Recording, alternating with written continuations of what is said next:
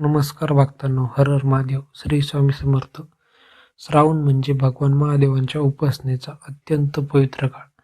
असं मानलं जाते की श्रावण महिन्यात केलेली शिवभक्ती, नामस्मरण, अभिषेक आणि सात्विक कर्म मनाला विशेष शांती देतात.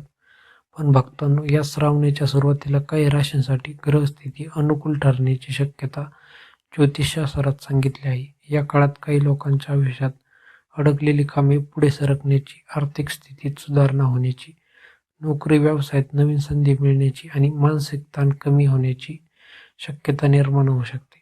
आणि विशेष म्हणजे आजच्या या व्हिडिओमध्ये आपण अशा 4 राशीबद्दल जाणून घेणार आहोत, ज्यांच्यासाठी श्रावणाचा काळ विशेष महत्त्वाचा ठरू शकतो. तुमची राशी या 4 राशीमध्ये आहे का? हे नक्की पहा. व्हिडिओ शेवटपर्यंत नक्की पहा, कारण शेवटी आपण या 4ही राशींना श्रावणात कोणती एक छोटी शिवसाधना करावी याबद्दल जाणून घेणार आहोत. आणि जर तुम्ही महादेवांचे खरे भक्त असाल तर कमेंटमध्ये एकदा मनापासून लिहा, ओम नमः शिवाय. श्रावण महिना इतका विशेष का? श्रावण महिना हा भगवान शिवाला समर्पित मानला जातो. या काळात भक्त पहाटे उठून स्नान करतात, शिवलिंगावर जल अर्पण करतात, बेलपत्र वाहतात आणि ओम नमः शिवाय या मंत्राचा जप करतात. श्रावण आपल्याला एक महत्त्वाचा संदेश देतो. परिस्थिती कितीही कठीण असली तरी श्रद्धा आणि संयम सोडू नका. कधी कधी आयुष्यात आपण खूप प्रयत्न करतो पण परिणाम मिळत नाही. नोकरीसाठी प्रयत्न करूनही नोकरी मिळत नाही. व्यवसायात मेहनत करूनही पैसा टिकत नाही. घरात सतत तणाव असतो. काही कामे वारंवार अडचकतात. अशा वेळी माणूस निराश होतो. पण श्रावण आपल्याला सांगतो, थांबू नका, तुमचा प्रयत्न सुरू ठेवा. पहिली भाग्यवान रास मेष राशी. मेष राशीच्या लोकांसाठी श्रावणाचा काळ उत्साह आणि नवीन सुरुवातीचा संकेत देणारा ठरू शकतो. गेल्या काही काळांपासून एखादे काम अडकले असेल तर ते पुन्हा सुरू करण्याची संधी मिळू शकते.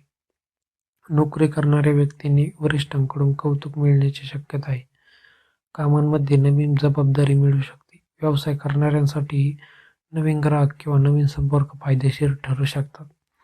आर्थिक बाबतीतही परिस्थिती सुधारण्याची शक्यता आहे. मात्र एक गोष्ट लक्षात ठेवा, मेष राशीच्या व्यक्तींनी या काळात घाईघाईने निर्णय घेणे टाळावे. रागाच्या भरात बोललेले शब्द नात्यांमध्ये गैरसमज निर्माण करू शकतात. त्यामुळे श्रावणात महादेवाची भक्ती करताना मन शांत ठेवण्याचा प्रयत्न करा. सोमवारी शिवलिंगावर जल अर्पण करून ओम नमः शिवाय या मंत्राचा जप करा.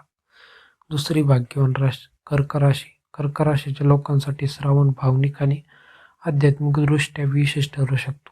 तुमच्या मनात अनेक दिवसांपासून एखादी इच्छा असेल, एखादे काम पूर्ण व्हावी अशी मनापासून प्रार्थना करत असाल तर या काळात सकारात्मक बदलांची सुरुवात होऊ शकते. कुटुंबातील वातावरण सुधारण्याची शक्यता आहे. घरातील एखाद्या व्यक्तीमुळे आनंददायी बातमी मिळू शकते. नोकरी आणि व्यवसायामध्ये नवीन संधी समोर येऊ शकते. ज्यांना आर्थिक अडचणींचा सामना करावा लागत आहे त्यांनी खर्चावर नियंत्रण ठेवणे अत्यंत आवश्यक आहे, कारण पैसा येण्याबरोबरच अनावश्यक खर्च वाढू नये याची काळजी घ्या.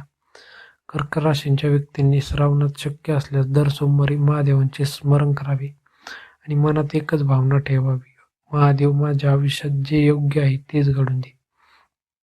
तिसरी भाग्यवान रास तूल राशी. तूल राशीच्या लोकांसाठी श्रावणात परिस्थिती हळूहळू अनुकूल होण्याची शक्यता आहे. विशेषतः कामाच्या ठिकाणी अडथळे कमी होण्याची शक्यता आहे. एखाद्या व्यक्तींकडून अचानक मदत मिळू शकते.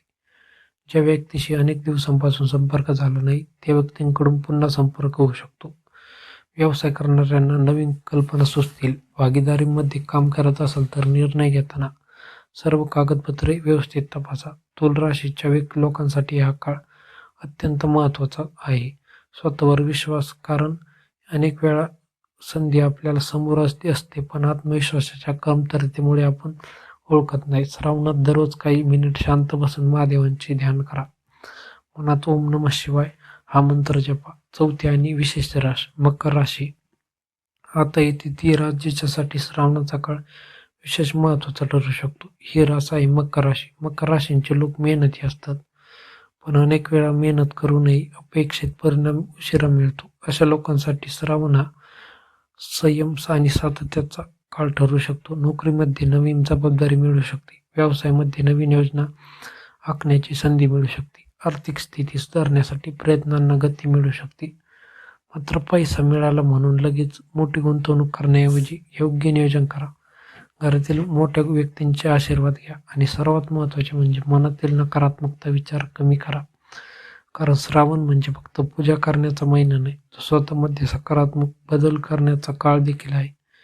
या 4 राशींनी श्रावणात काय करावे?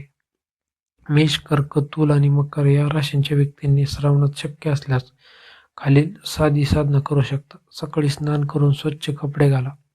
शांत मनाने महादेवांचे स्मरण करा. शिवलिंगावर श्रद्धेने जल अर्पण करा. बेलपत्र अर्पण करताना मनात प्रार्थना करा आणि 108 वेळा ओम नमः शिवाय या मंत्राचा जप करा. ही साधना करताना कोणत्याही चमत्काराची अपेक्षा न करता श्रद्धा, सात्विकता आणि चांगले कर्म यांना महत्त्व द्या.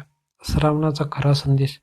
भक्तांनो, ज्योतिषशास्त्र आपल्याला काही संभाव्यता सांगू शकते, पण आपले आयुष्य बदलण्यासाठी केवळ ग्रहांची वाट पाहणे पुरेसे नाही. आपली मेहनत, आपले निर्णय, आपले कर्म आणि आपली श्रद्धा या सगळ्यांची भूमिका महत्त्वाची असते. महादेवाला सर्वात प्रिय काय? भक्तीबरोबर सत्य, संयम आणि चांगले आचरण. म्हणून या श्रावणात एक संकल्प करा. वाईट विचार कमी करायचे. एखाद्याला विनाकारण दुखवायचे नाही. ज्यांनी मदतीची गरज आहे त्यांना शक्य ती मदत करायची आणि दररोज काही क्षण महादेवांचे स्मरण करायचे.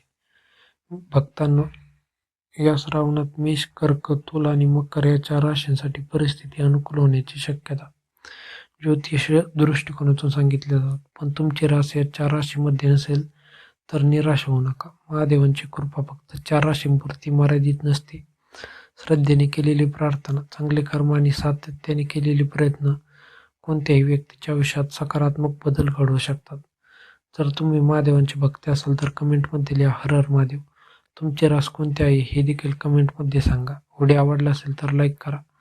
तुमच्या महादेव भक्त मित्रमैत्रिणींना हा व्हिडिओ शेअर करा. अशाच भक्तिमय, ज्योतिषीय आणि आध्यात्मिक कथांसाठी आपल्या भक्तिरंगसागर या चॅनलला सबस्क्राईब करा.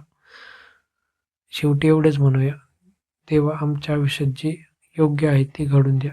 आमच्यावर, कुटुंबावर कृपादृष्टी सदैव राहून द्या. हर हर महादेव. श्री स्वामी समर्थ. ओम नमः शिवाय.